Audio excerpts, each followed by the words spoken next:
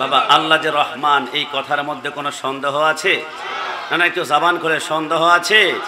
আপনি আমাদের নয়া বাজার, বিশ্ব রোড, আগ্রাবাদ, নিউ মার্কেট, জিসের মোড়, মুরাদপুর, যে কোনো মোড়ে হাঁটবেন, দুই একজন মানুষকে যদিও করোনা ভাইরাস নাই তারপরও মাস্ক পরা অবস্থায় দেখবেন, দোস্ত করোনা ভাইরাস নাই, মাস্ক কেন পরিধান করেছ? আপনি অনায়াসে বলবে আমার নাকের ছিদ্রের ভিতরে দিয়ে ধুলাবালে ঢুকলে ভিতরে ইনফেকশন হবে, সেই জন্য আমি মাস্ক পরিধান করেছি। দোস্ত তাহলে আমার প্রশ্ন, নাক যেমন খোলা চোখও তেমন খোলা, নাকে যেহেতু মাস্ক লাগিয়েছ তাহলে চোখেও তো একটা মাস্ক লাগানো দরকার ছিল। আমার দোস্ত বলে কষ্ট নিবা না, চোখে যদি মাস্ক লাগাই এত সুন্দর রবের সৃষ্টি আমি দেখতে পারবো না, সমুদ্র পাহাড় জঙ্গল তো কি করবা? হে বান্দা, তুমি কি একটাবার চিন্তা করেছ তোমার চোখ খোলা, সেকেন্ডে সেকেন্ডে আমাদের চোখের ভিতরে কিন্তু ধুলাবালের কণা ঢুকে ঢুকে ঢুকে ঢুকে একটা প্রশ্ন আসতে পারে, এক সপ্তাহ চোখের ভিতরে ধুলাবালে ঢুকতে ঢুকতে চোখ দুটো একটু করে হলো ঝাপসা হয়ে যাওয়ার কথা ছিল, এক সপ্তাহ বাদ দিন, এক মাস বাদ দিন, এক বছর পরে হলো তো ধুলাবালে ঢুকতে ঢুকতে চোখ দুটো একটু করে হলে ঝাপসা হয়ে যাওয়ার কথা, কিন্তু চোখ তো ঝাপসা হয় না। ঘুম থেকে উঠার পরে দুনিয়া কারো সতেজ দেখতে পায়, ক্লিন দেখতে পায়, চকচকে দেখতে পায়, পরিষ্কার দেখতে পায়। আল্লাহ ঘটনা কি? আমার চোখের ময়লা গেলে কোথায়? আমার আল্লাহ বলে, বান্দা আমি যে রহমান, আমি যে রাহিম, তুই তো এখনো টেরই পাস নাই। আল্লাহ মানে কি? আমার আল্লাহ বলে, সারা দিন যা চোখের ভিতরে ময়লা ঢুকেছে রাতের বেলায় একটা একটা করে আমি আল্লাহ সব ময়লা পরিষ্কার করে ফেলি। আল্লাহ কেমন ভাবে? আমার আল্লাহ বলে, কল্পনা করো সকালবেলায় ঘুম থেকে উঠার পরে তোমার শাহাদাত আঙ্গুলটা প্রথম কোথায় যায়? কোথায় যায়? কোথায় যায়? আল্লাহ চোখের কোণে যায়। তো চোখের কোণে আঙ্গুল দিয়ে দেখো তো কিছু পাও কিনা? আল্লাহ পাইতো। চোখের কোণে সকালবেলায় কিছু ক্যাতর জমা আছে, কিছু ময়লা। কিরে বান্দা, রাতের বেলায় কোনো ডাক্তার আসে নাই, হসপিটালে নেয় নাই, এবার কি আর হসপিটালে ফার্ক বিউটো থেকে অপারেশন করায় নাই? তো চোখের ময়লা চোখ থেকে বের করে চোখের কোণে সকালবেলা কে প্রস্তুত করলো? বান্দা তুই যখন ঘুমিয়ে পড়াস, তারিখে দামেস্কের মধ্যে লেখা হয় প্রত্যেকটা বান্দার মাথা শিউরে আমার আল্লাহ দুইজন করে ফেরেশতা পাঠায়। ফেরেশতা যা বান্দা ঘুমিয়ে পড়েছে, সারা দিন যা ময়লা ঢুকেছে, একটা একটা একটা করে সমস্ত ময়লা চোখ থেকে বের করে সকাল বেলায় আমার আল্লাহ চোখের কোনো প্রস্তুত করে রাখে। জোরে বলে সুবহান। ফাবি আইয়ি আলাই রাব্বিকুমা তুকাজ্জিবান। তুমি তোমার রবের কোন কোন নিয়ামতকে স্বীকার করবা? যে আল্লাহ এত চমৎকার নিয়ামত দিয়ে আপনাকে আমাকে বাঁচিয়ে রেখেছে, সংঘের মতো গর্জন করে আরেকবার বলি আলহামদুলিল্লাহ। আরো জবান খুলে আলহামদুলিল্লাহ। ওই আল্লাহর নামে আরেকবার জিকির করতে কি আমাদের কষ্ট হয়ে যাবে? শেষবারের মতন আরেকবার জিকির, লা ইলাহা জপ লা বড় লা ইলাহা লা ইলাহা ইল্লাল্লাহু মুহাম্মাদুর রাসূলুল্লাহ সাল্লাল্লাহু আলাইহি ওয়াসাল্লাম। মুহররম মিলাদুন নবীর মাস আসিলে ইমানদার আর মুনাফিকদের পরিচয় মিলে। কথা বলো ঠিক কিনা? ইমানদাররা কারবালার মাহফিল সাজাইছে, দেখো ইমানদাররা কারবালার মাহফিল সাজাইছে। আজি ইমানদারের কলিজাতে আঘাত লেগেছে, বলো ইমানদারের কলিজাতে আঘাত লেগেছে। ইমাম মুসলিমের ছেলেরা এতিম অসহায়, টাকার লোভে মুনাফিকেরা বিক্রি করে দেয়। আহা সেই টাকায় আজ মুনাফিক বিক্রি হইতাছে। ডান হাত তুলে বলো ঠিক কিনা? আহা সেই টাকায় আজ মুনাফিক বিক্রি হইতাছে। আজি ইমানদারের কলিজাতে আঘাত লেগেছে। শেষবারের মতন, আজি ইমানদারের কলিজাতে আঘাত লেগেছে। উপস্থিত আমার সামনে আহলে সুন্নাত ওয়াল জামাত এবং আহলে বাইতের প্রেমিকেরা, বিশেষ করে আমার ডানে বামে অসংখ্য ব্যক্তিবর্গ, যারা অনেকে আমার বাবা সমতুল্য, অনেকে উস্তাদ সমতুল্য, অনেকে বড় ভাই সমতুল্য, আহলে বাইতের প্রেমে বসেছি দুনিয়ার কোনো মন্ত্রী মিনিস্টার এমপিকে রাজি করার জন্য নয়। আমার হুজুর চমৎকার করে বলেছেন, মান মাতা আলা হুব্বি আলি মুহাম্মাদিন সাল্লাল্লাহু আলাইহি ওয়াসাল্লাম মাতা শাহিদা। যেই ব্যক্তি আহলে বাইতের প্রেমে শুহাদায়ে কারবালা মাহফিল করবে, প্রেমের ধরনটা টাকা খরচের মাধ্যমে হতে পারে। পরিবারকে এখন সময় দেওয়ার কথা, পরিবারকে ছেড়ে প্যান্ডেল ভিতরে বসে গিয়েছি। অসংখ্য ভাই দোকানপাট রাত 12টা বাজে বন্ধ করার কথা, কিন্তু এখনই দোকানপাট বন্ধ করে 1-1.5 ঘন্টা তার ব্যবসাকে কোরবানি করে দিয়েছে। যে যেভাবে আহলে বাইতকে মোহাব্বত করবে মাতা শাহিদা, সে নিশ্চিতভাবে শহীদের মর্যাদা লাভ করবে। একটু জাবান খুলে বলে সুবহানাল্লাহ। এই জন্য আহলে বাইত সম্পর্কে আশা করি আমার হুজুর চমৎকার বলেছেন। তবে আমি আহলে বাইত সম্পর্কে লম্বা কথা বলতে পারবো না, কারণ আমার পরেই যিনি আলোচনা করবেন আশা করি তিনি 10-15-20 মিনিটের ভিতরে স্টেজের মধ্যে উপস্থিত হবেন। বাংলার লক্ষ লক্ষ সুন্নিদের হৃদস্পন্দন, কলিজার টুকরা, যিনাদের আলোচনা আপনাদের মতো চেয়ারে বসে বসে আমরা শোনার সৌভাগ্য হয়েছে। আল্লামা মোশাররফ হোসেন হেলালি, মুদ্দাজিলুল আলী, সবাই জবান খুলে একবার বলি মারহাবা। হুজুর একটু পরে আসবেন। তবে আহলে বাইতের 4 জন সদস্য আমরা সকলেই জানি, যারা নবী পরিবারের একদম সবচেয়ে মোহাব্বত ভালোবাসার, যাদেরকে পাক পাঞ্জাতন বলা হয়। হযরতে মা ফাতেমা, হযরতে মাওলা আলী, হযরতে হাসান, হযরতে ইমাম হুসাইন। আমাদের ক্ষুদ্র জ্ঞানে যদি আমরা কথা বলি, প্রত্যেকের জন্য 1 ঘন্টা করে কথা বললে 4 ঘন্টা তো আমরা শেষ করা কষ্ট হয়ে যাবে। তারপরও 4 জনকে নিয়ে কথা বলা কষ্ট হয়ে যাবে। তবে আমি 4 জনকে নিয়ে 4টা শুধু আমি বাক্য উচ্চারণ করতে চাই। মা ফাতেমা এমন একজন সত্তা, আমাদের হালি শহরে কোনো মা বুকের মধ্যে হাত দিয়ে বলতে পারবে না আমি 30 দিন নামাজ পড়তে পারবো, কারণ মাসের নির্দিষ্ট একটা সময় এদের মাসিক হয়। নাপাক রক্ত যখন বের হয়, নামাজটা তাদের জন্য আমার আল্লাহ সম্পূর্ণ স্টপ করে দিয়েছেন। পৃথিবীর জমিনে একজন নারী আছেন, জন্মের পর থেকে মৃত্যুর আগ পর্যন্ত জীবনে হায়েজ নিপাস মাসিকের রক্ত বের হয় নাই। ইন্নামা ইউরিদুল্লাহু লিইউযহিবা আনকুমুর রিজসা আহলাল বাইতি ওয়া ইউতাহহিরাকুম তাতহীরা। তিনি হচ্ছেন হযরতে মা ফাতেমা। একটু জবান খুলে বলি সুবহানাল্লাহ। আমি যদি এই মুহূর্তে চট্টগ্রামের সবচেয়ে দামি হসপিটাল এবার কেয়ারে যায়, ডাক্তার বলে মাসিক হয় না মানে মানি না। কেন মানবেন না? বলে একটা সন্তান যখন মায়ের পেটের ভিতরে থাকে, যেই দিন সন্তানটা কনসেপ্ট করে ওই দিন থেকে মাদের হায়েজ নেপাস মাসিক বন্ধ হয়ে যায়। কারণ কি? কারণ ওই দিন থেকে সন্তান মায়ের পেটের ভিতরে যে নাপাক রক্তগুলা ছিল, ওই রক্তগুলাকে আল্লাহ সময় পেটের ভিতরে সন্তানকে খাই আল্লাহ সন্তানটাকে মায়ের পেটের ভিতরে বড় করে। তো হাসান হুসাইন তো মা ফাতেমার পেটের ভিতরে ছিল, তাহলে মা ফাতেমার পেটের ভিতরে হাসান হুসাইন যদি নাপাক রক্তই না পায় তো কি খাইলো? কি খাওয়ার পরে বেঁচে ছিল? আলা হযরত চমৎকার বলেছেন, তেরে নসলে পাক মে হে বাচ্চা বাচ্চা নূর কা, তু হে আইনে নূর তেরা, সব ঘরানা নূর কা। গাছ যদি হয় নূরের, ডাল হবে নূরের, পাতা হবে নূরের, ফল হবে নূরের। যে রাসূলুল্লাহ যেহেতু নূর, ফাতেমা নূর, আলী নূর, হাসান নূর, হুসাইন নূর। আর নূরের খিদা যখন লাগে তখন দুনিয়ার কোন নাপাক খাওয়া আল্লাহ খাওয়ায় না। নূরানি জান্নাত থেকে হাজারো লক্ষ আইটেমের খাওয়া মা ফাতেমার পেটে হাসান হুসেনের জন্য আল্লাহ সাপ্লাই করতেন। জোরে বলে সুবহান। 2 নম্বরে হাত,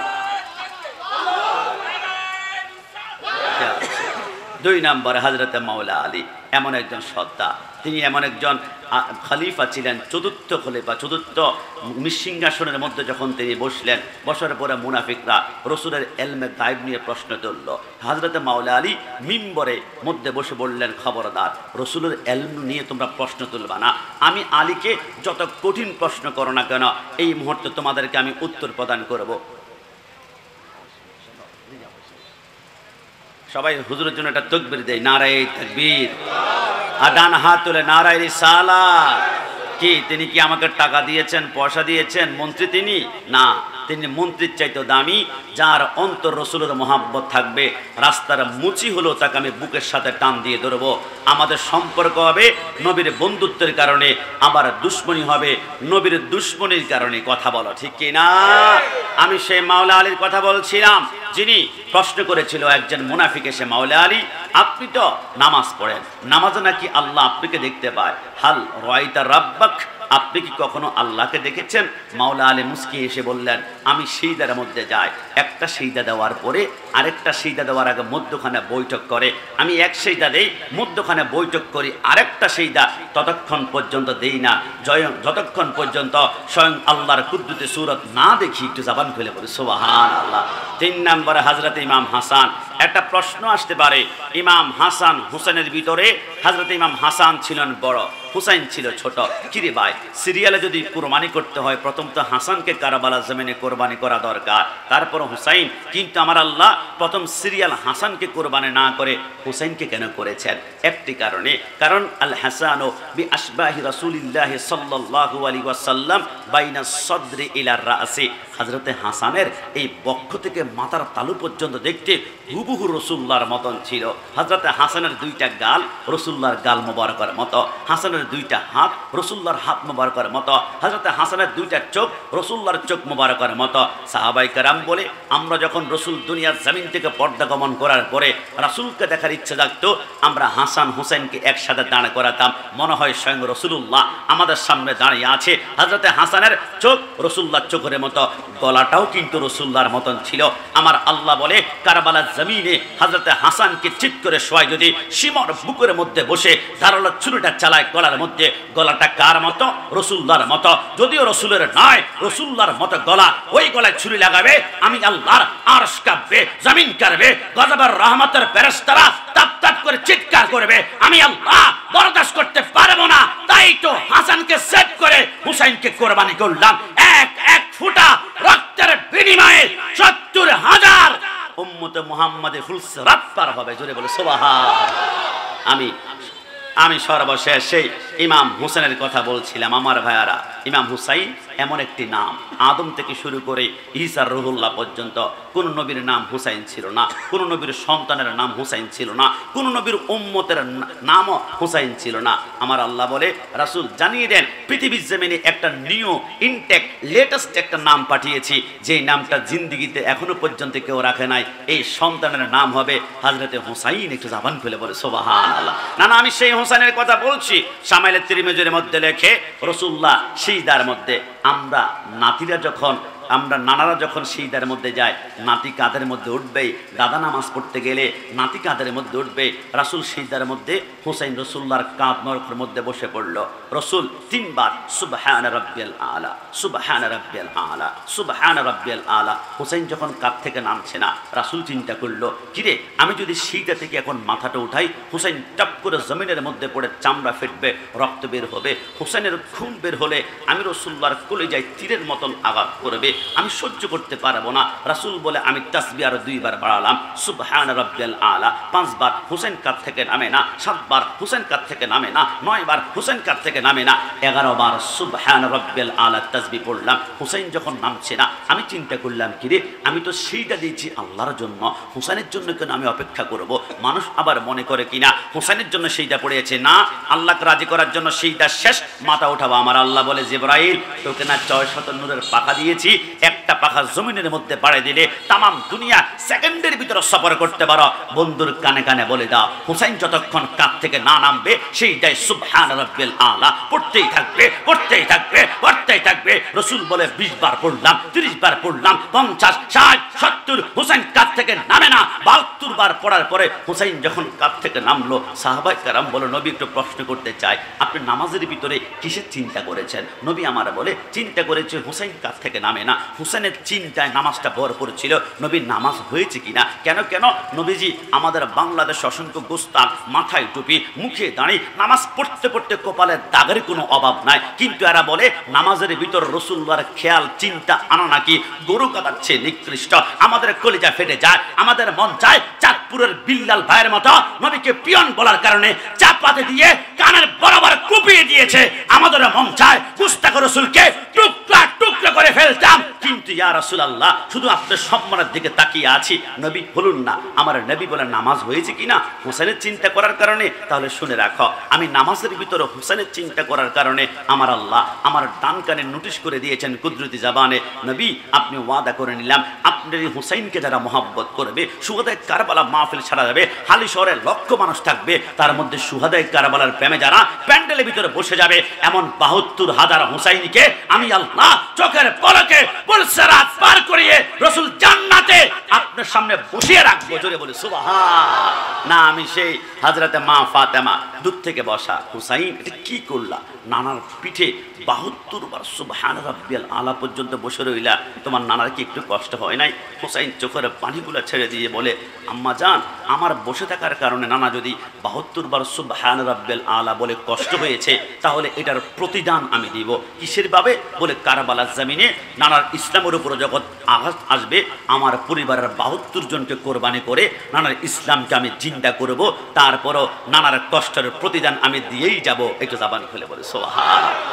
যুবক আমার, মুসল্লিয়ানি কারাম, অন্তরে কান লাগাতে হবে। আমি কোন ইমাম হুসাইনের কথা বলছি?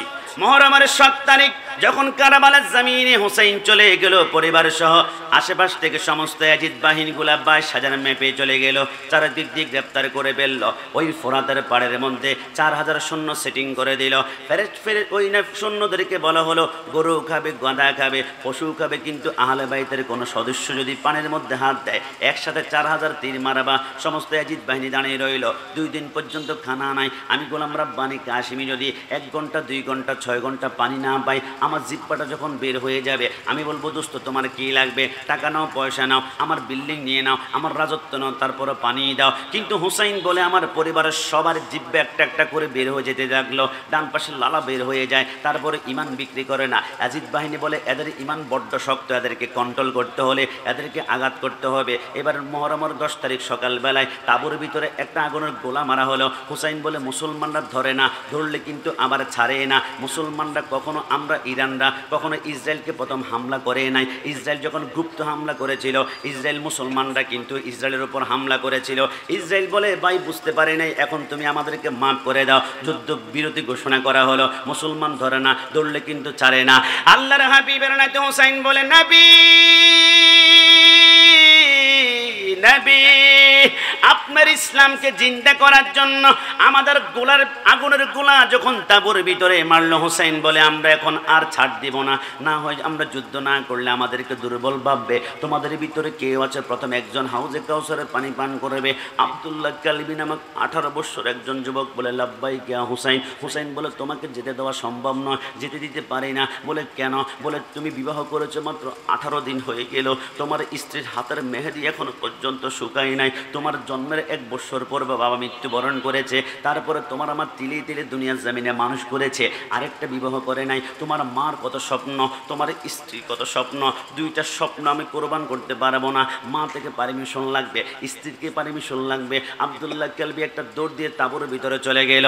আম্মা জান, মা কলিজার টুকরা ইমাম হুসাইনের চারপাশে ৫,০০০ কুত্তাগুলা দাঁড়িয়ে আছে, তীর মেরে কলিজা খান খান করে ফেলবে।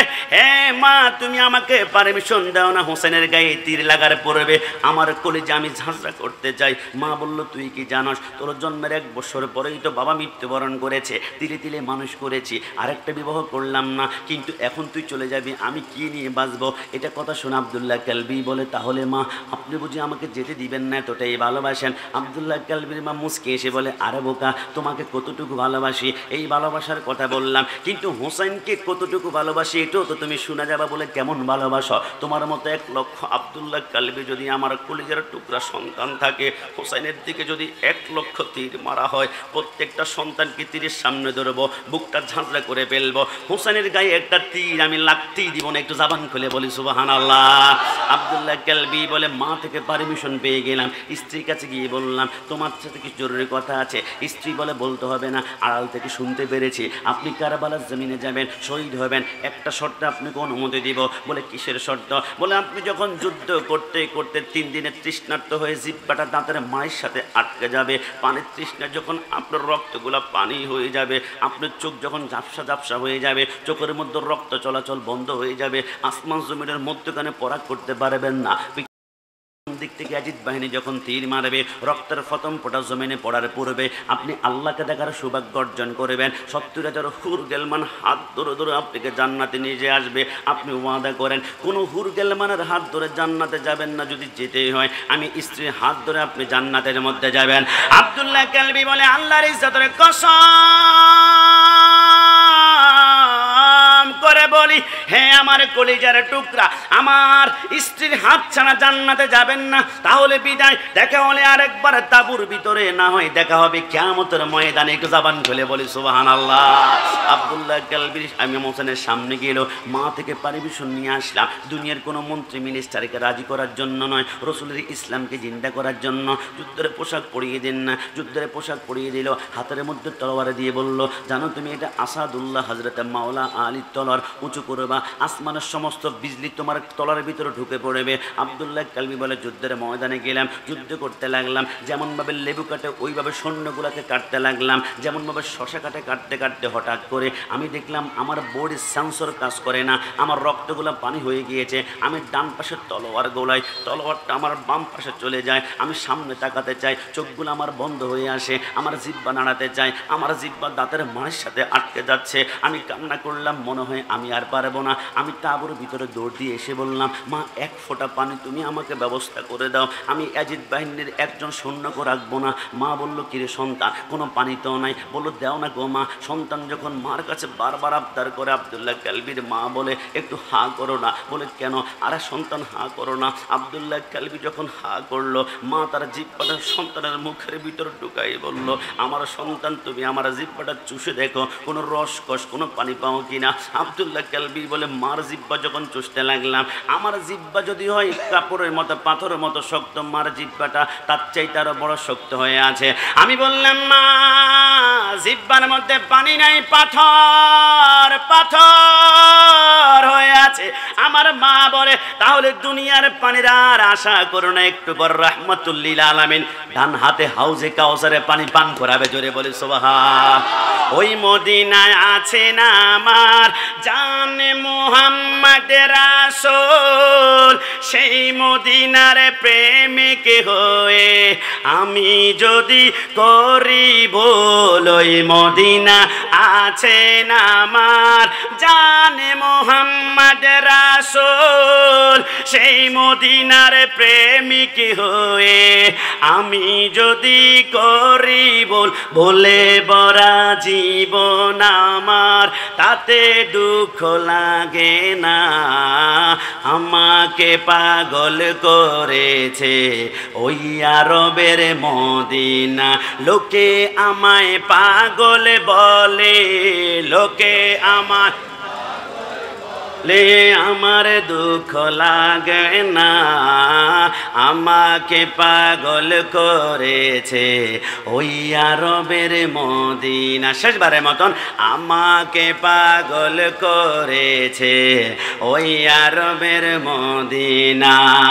আল্লাহর হাবিবের নাতি ইমাম হুসাইন বলে, আমি আব্দুল্লাহ কালবির বোর্ডের ভিতরে যখন দেখলাম সে তাঁবু থেকে দৌড়ে গিয়ে তলোয়ার চালাচ্ছিল, পিছন দিক থেকে ইয়াজিদ বাহিনী তীর মারতে শুরু করলো, বল্লম দিয়ে ঘাই মারতে শুরু করলো, তলোয়ার দিয়ে আঘাত করে ক্ষত বিক্ষত হয়ে গেল। আব্দুল্লাহ কালবি গোড়া থেকে লুটে পড়ে জমিনের মধ্যে পড়ে গেল। পিছন দিক থেকে হুসাইন বলে, আমি দৌড় দিয়ে আব্দুল্লাহ কালবির বোর্ডের কাছে যাব, কিন্তু এর পূর্বেই দেখলাম আমার তাঁবুর ভিতর থেকে আওয়াজ আসতে শুরু করলো, হাই হুসাইন, হাই আলী আসগর, হাই আলী আসগর। আমি তাঁবুর ভিতরে গেলাম, স্বামী কারবালার মধ্যে আল্লামা শফিউ করবি রহমতুল্লাহ লেখে। আমি জিজ্ঞেস করলাম, হে আমার স্ত্রী শহর মানো, হাই আলী আসগর করে কেন কান্না করো? বলে, আলী আসগর আলিয়াজগরের দিকে একটু তাকিয়ে দেখুন না, তার জিহ্বাটা দাঁতের মাড়ির সাথে আস্তে করে বাম দিকে বের হয়ে যেতে লাগলো। আলিয়াজগরের ডান পাশে লালাগুলা বের হতে লাগলো। আমি শহর বানু 3 দিন পর্যন্ত পানি পান করি নাই, আমার 2টা স্তন শুকিয়ে আমার বুকের সাথে লেগে গিয়েছে, 1 ফোঁটা দুধ নাই। আলিয়াজগরের জিহ্বা দাঁতের মাড়ির সাথে আটকে গিয়েছে। আমার মনে হয় আপনি ওই না তাঁবুর সামনে অতিক্রম করে ফোরাতের পাড়ের মধ্যে এজিদ বাহিনীকে বললে হয়তো বা একটু পানি দিবে, বলে পানি দিবে না। আপনি বলবেন আলিয়াজগর তো যুদ্ধ বোঝে না, অস্ত্র বোঝে না, তীর বোঝে না, বল্লম বোঝে না। আপনি বলবেন আমি হুসাইন 1 ফোঁটা পানিও পান করবো, আলিয়াজগরকে 1 ফোঁটা পানি হলো দাও না। হুসাইন বলে দিবে না। আলিয়াজগর বলে কথা শুনে বলে যান না। শহর বানু বলে দিবে। আলী হজরত ইমাম হুসাইন বলে দিবে না। হুসাইন বলে কেমনে দিবে জানো? তুমি কি জানো না? ফোরাত নদীর পানি রে বন্ধ করে দিল রে, কাছে যেতে দিল না সেথায়, পশু পাখি খাইলো কেহ বাধা না দিল, বাধা শুধু হুসাইনের বেলায়, বাধা শুধু আজগরের বেলায়। শহর বানু ডেকে কয় আলিয়াজগর মারা যায়, একটু পানি আনলে ভালো হয়। ইমামে কয় শহরে বানুরে এদের ভিতরে মায়া না রে, পানি তো দিবে না মনে হয়, পানি তো দিবে না মনে হয়। শহর বানু ডেকে বলে আলিয়াজগর 6 মাসের ছেলে, ছোট সে তো নাই কোনো অন্যায়, ওকে কোলে নিয়ে যান, যাইয়া একটু পানি চান। বলুন না, ওকে কোলে যাইয়া একটু পানি চান, আজগর মরে পানির পিপাসায়, আজগর মরে পানির পিপাসায়। ইমাম হুসাইন রাদিয়াল্লাহু তাআলা আনহু আলিয়াজগরকে নিয়ে ফোরাতের পাড়ের মধ্যে গেল। এজিদ বাহিনী আমি 1 ফোঁটা পানিও পান করব না, বিশ্বাস করে আমার আলিয়াজগর 1 ফোঁটা পানি পান করবে, বিনিময়ে তোমাদেরকে আমি কি দিব জানো? কুল্লু মান আলাইহা ফান ওয়া ইয়াবকা ওয়াজহু রাব্বিকা যুল জালালি ওয়াল ইকরাম। কিয়ামতের ময়দানে হাউজে কাউসারের মালিক হবে রাহমাতুল লিল আলামিন, কিন্তু বন্টন করবে আমার ভাই হাসান, আমি ইমাম হুসাইন। আমি ওয়াদা করলাম আমার নানার কদমে ধরে কান্না করে হলো তোমাদেরকে আমি হাউজে কাউসারের পানি পান করাবো, বিনিময়ে আমার সন্তান আলিয়াজগরকে 1 ফোঁটা পানি দাও। এজিদ বাহিনীর চোখের মধ্যে পানি, তীরগুলা নিচের দিকে নেমে গেল। হুসাইন বুঝলো আর মনে হয় রাজি হয়ে গিয়েছে। হুসাইন হই না ফোরাতের ভিতরে ডান হাতটা ঢুকিয়ে দিল শামে কারবালার মধ্যে। আল্লামা শফি ফুকারবি রহমতুল্লাহ লেখে হুসাইন বলে 1 কোষ পানি এনে আলিয়াজগরের থুতনি বরাবর আনলাম, এখনো মুখে নিতে 2 আঙ্গুল সময় বাকি। এর আগেই দেখলাম জাহান্নামের এক কুত্তা, এজিদের এক প্রেতাত্মা, নাম ছিল হারমালা ইবনে কাহেল, আলিয়াজগরের কচি কলিজায় এত জোরে তীরটা মারলো, পিছন দিক থেকে তীরটা বের হলো, তীরের আগায় আলিয়াজগরের কলিজা 3টা টুকরা হয়ে গেল। আমি সিজদার মধ্যে পড়ে বললাম, আল্লাহ তুমি কি মনে করেছ আলিয়াজগর মারা যাবে, বাতিলের হাতে হাত দিব?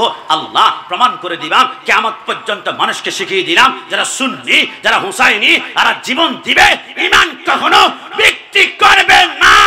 ডান হাত তুলে বলো ঠিক কি না? আমি গত বছর যমুনা সেতু পার হওয়ার পরে সিরাজগঞ্জ উল্লাপাড়া গিয়েছিলাম। হুজুর হুসাইন তো জান্নাতের যুবকদের সরদার, জান্নাতের 4টি নহর, দুধের নহর, শরাবের নহর, মধুর নহর, হাউজে কাউসারের নহর। ইচ্ছে করলেই তো আলিয়াজগরকে পানি দিতে পারতো, পানি কেন দিতে পারে নাই? আমি বললাম পারতো, কথা সুন্দর, পারে নাই কেন প্রশ্ন করবা না, কারণ হুসাইনের গোলামের গোলাম, হুসাইনের গোলামের গোলাম নাম হচ্ছে খাজা মঈনুদ্দিন চিশতি। আজমিরের জমিনে গিয়ে আয়না সাগরকে ডাক দিয়েছিল, সমস্ত আয়না সাগরের পানি বদনার ভিতরে ঢুকে পড়েছিল। হুসাইনের একজন গোলাম যদি ডাক দিলে আয়না সাগরের পানি বদনায় আসে, কসম খোদার হুসাইন ডাক দিলে সমস্ত ফোরাতের পানি তাঁবুর ভিতরে আসতো। হুসাইন কেন ডাক দিলেন না? হুসাইন বলে একটি কারণে দেই নাই। খাজা গরিবে নওয়াজকে জিজ্ঞেস করো কারামত কেন দেখিয়েছে। খাজা গরিবে নওয়াজ বলে আমি কারামত দেখাতাম না, আমি হিন্দুস্তানে গিয়ে দেখলাম ডানে সামনে পিছনে সবাই হিন্দু, গাছের পূজা, মাছের পূজা, মূর্তি পূজা, সূর্য পূজা, চন্দ্র পূজা। আমি বিদুর্মীকে মুসলমান বানাতে হবে, তাই তো আমি সমস্ত আয়না সাগর সাগর পানি বদনায় এসে এক কারামত দেখিয়েছি। এক কারামতে 90 লক্ষ হিন্দু মুসলমান হয়ে গিয়েছে। হুসাইন বলে খাজা গরিব নওয়াজ কারামত দেখিয়েছে তোমাদের বিধর্মীকে মুসলমান বানানোর জন্য। আমি কারবালার জমিনে কারামত কাকে দেখাবো? আমার ডানে ছিল মুসলমান, আমার বামে ছিল মুসলমান, আমার সামনে মুসলমান, আমার পিছনে মুসলমান। কারবালার ময়দানে ক্ষমতা দেখানোর সময় নয়। কারবালার ময়দানে তোমাদেরকে প্রমাণ করতে হবে ওয়ালা নাবলুওয়ান্নাকুম বিশাইইম মিনাল খাউফ ওয়াল জু' ওয়ান নাকসিম মিনাল আমওয়ালি ওয়াল আনফুসি ওয়াস সামারাত। হকের উপরে থাকলে মুসিবত আসবে, সন্তান যাবে, পরিবার যাবে, তারপরে ঈমান বিক্রি করা যাবে না। হালি শহরের বারা R15 মোটরসাইকেল কিনেছ, রয়্যাল এনফিল্ড কিনেছ, মোটরসাইকেল চালাতে গেলে মাথায় হেলমেট ব্যবহার করতে হয়। হাতে কিছু পড়লা না, পায়ে কিছু পড়লা না, মাথায় কেন পড়লা? হুজুর আমার হাত ভেঙে গেলে আমি ঢাকা ল্যাবে অপারেশন করলে সুস্থ হবে। পা যদি ভেঙে যায় চট্টগ্রাম পার্ক ভিউতে গেলে আমার হাত সুস্থ হবে, কিন্তু আমার মাথা যদি আখতারুজ্জামান ফ্লাইওভারের স্ট্যাম্প ল্যাম্পের লোহার সাথে বাড়ি খায় বাতের মারের মতো মগজগুলা ছিটকাই যাবে, আমি আর বাঁচবো না। তাহলে বোঝা গেল তোমরা মাথা বাঁচানোর জন্য হাত দিতে প্রস্তুত। হুসাইন বলে আমার এই হাত ইয়াজিদ বাহিনী থেকে বাঁচানোর জন্য, বাতিলের হাত থেকে বাঁচানোর জন্য, গুস্তাখ রাসূলের হাত থেকে বাঁচানোর জন্য আমরা গরদান দিলাম। সেই গরদান দিয়েছে আল্লামা নূরুল ইসলাম ফারুকী, সেই গরদান দিয়েছে আমার ভাই রইসউদ্দিন। পানির বোতল সামনে নিয়ে আবার টান দিয়েছে। আর চায় এই দেশে ইসলাম বাস্তবায়ন করতে একজন হুসাইনি বেঁচে থাকতে এই দেশে যদি ইসলাম বাস্তবায়ন করতে দেওয়া হবে না। ডানা তুলে বলো ঠিক কিনা? সর্বশেষ কথা, সর্বশেষ কথা, কষ্ট নিবেন না, আমি একদম সর্বশেষ কথা। হুজুরকে বসিয়ে সর্বোচ্চ আমি 5 মিনিট সময় নিয়েছি, আর 2 থেকে 2.5 মিনিট সময় আছে, আমি শেষ করে দিচ্ছি। আমরা সেই হোসেনের জন্য পাগল। সর্বশেষ ইমাম হোসেন যখন যুদ্ধের ময়দানে তলোয়ার নিয়ে যুদ্ধ করছিলেন, সন্তান আলী আসগরের শোকে তলোয়ার থামে না, আলী আকবরের শোকে তলোয়ার থামে না, বাতিজা কাশেমের শোকে তলোয়ার থামে না, বাগিনা মোহাম্মদ আউনের শোকে তলোয়ার থামে না, ভাই আব্বাস আলমদারের শোকে তলোয়ার থামে না। যুদ্ধ করতে করতে হুসাইন কোনো কারণে জানি হঠাৎ করে তলোয়ার থামিয়ে ফেললো। হুসাইন তলোয়ার কেন থামিয়েছেন? হুসাইন বললে আমার তলোয়ার থামাতে পারতো না, কারণ কি জানো?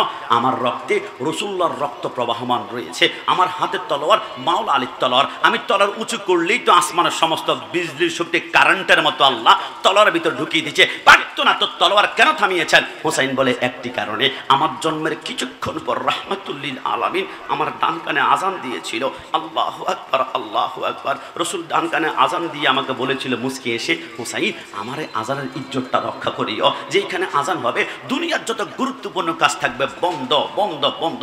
আমি তলোয়ার থামাতাম না। আমি যুদ্ধ করতে করতে ডান পাশে মসজিদের আজান বের হয়েছে, আল্লাহু আকবার। আমি চিন্তা করলাম রাসূল বলেছে আজান হলে তলোয়ার বন্ধ, তলোয়ার যদি বন্ধ করি আমি হুসাইনের গরদান চলে যাবে, তলোয়ার যদি বন্ধ না করি আমার গরদান থাকবে, কিন্তু রাসূলের সাথে ওয়াদা আমার বরখেলাফ হবে। আমি কোন দিকে যাব? আমি সিদ্ধান্ত গ্রহণ করেছি লক্ষবার গরদান কুরবানি করব, কিন্তু রাসূলের সাথে ওয়াদা বরখেলাফ করতেই পারি না। জোরে বলি সুবহানাল্লাহ। তলোয়ার থামালো 4000 সৈন্য কুকুরের মতো হুসাইনের চারপাশে। হুসাইন মুস্কি এসে বলে, আর বোকা, নানা বলেছে কারবালার জমিনে আমি শহীদ দেব, 1 ফোঁটা রক্তের বিনিময়ে 70,000 গুনাহগার উম্মত ফুলসেরাত পার হবে। তবে কিচ্ছু চাই না, তলোয়ারের নিচে একটা জিনিস চাই। বলে কি চাও? ইয়া আইয়ুহাল্লাযীনা আমানুস্তাঈনু বিস-সাবর ওয়াস-সালাহ, আমাকে 2 রাকাত নামাজ পড়ার সুযোগ করে দাও। হুসাইনের গর্দানের উপরে তলোয়ার, উপরে খঞ্জর, উপরে বললাম। হুসাইন বলে নামাজ। আর আমি আমার দোস্তকে বলি নামাজ পড়বি না, আমার লুঙ্গিতে সমস্যা, দোস্ত নামাজ পড়বি না, আমার প্যান্টে সমস্যা, দোস্ত নামাজ পড়বি না, গতকালকের রাতে গোসল করতে পারে নাই। হুসাইনি হলে নামাজ কোনো মুসিবতের সময় ছাড়া যাবে না, হুসাইন হলে সেইটা করতে হবে। তবে হুসাইনের সেইটা আপনার কপাল কালো হবে না, কপাল নুরান্বিত হয়ে যাবে। ইয়াজিদ বাহিনী বলে 2 রাকাত নামাজ হইতে পড়বে, 4টা সেইদা, গার ফিরলে তীর মারবো, চাষদা করে ফেলবো। সময় দেওয়া হলো। হুসাইন প্রথম রাকাতে 2টা সেইদা কমপ্লিট করেছে। তারিখে খোলাফা আল্লামা জালালউদ্দিন সুয়ুতী রাহমাতুল্লাহ আলাইহি প্রথম রাকাতে 2টা সেইদা কমপ্লিট করেছে। দ্বিতীয় রাকাতে একটা সেইদা দিয়ে বাকি একটা সেইদার দিকে যখন যাচ্ছিল, ইয়াজিদ বাহিনী বলে হুসাইন যেভাবে তলোয়ার ঘুরাচ্ছে আসমানের বিজলিও তো এমনভাবে চমকায় না। হুসাইন যদি একবার চট মেরে বাকি সেইদা দিয়ে সিংহের মতো দাঁড়িয়ে যায়, একটা জিদ বাহিনীকে রাখবে না, কচু কাটা করে ফেলবে। একটা কাজ করো, বাকি সিজদা দেওয়ার আগে তীর মারতে শুরু করো। 137টা বল্লমের গায়ে পশমের গোড়ায় গোড়ায় ঢুকিয়ে দিল, 147টা তীর মারলো, তলোয়ার দিয়ে এমন ভাবে কুপিয়েছে হাড্ডির সাথে গুস্তগুলা কিমার মতো। হুসাইন চিত হয়ে পড়ে, দুইটা হাতে একসাথে করে বলে, আল্লাহ মসনদ চাই নাই, সিংহাসন চাই নাই, ক্ষমতা চাই নাই, 2 রাকাত নামাজে 4টা সিজদা চেয়েছিলাম, 3টা সিজদা হয়েছে। আল্লাহ একটা সিজদা বাকি আছে, একটু শক্তি দাও, আমি বসবো, এবার সিজদাটা করে মৃত্যুবরণ করব। আমার আল্লাহ বলে, লা মুমকিন, সম্ভব নয়। আল্লাহ কেন নয়? আমার আল্লাহ বলে সম্ভব না। আল্লাহ দিন না, আমার আল্লাহ বলে না। আল্লাহ দিন না, আমার আল্লাহ বলে না। হুসাইন বলে, আল্লাহ দিবেন না কেন?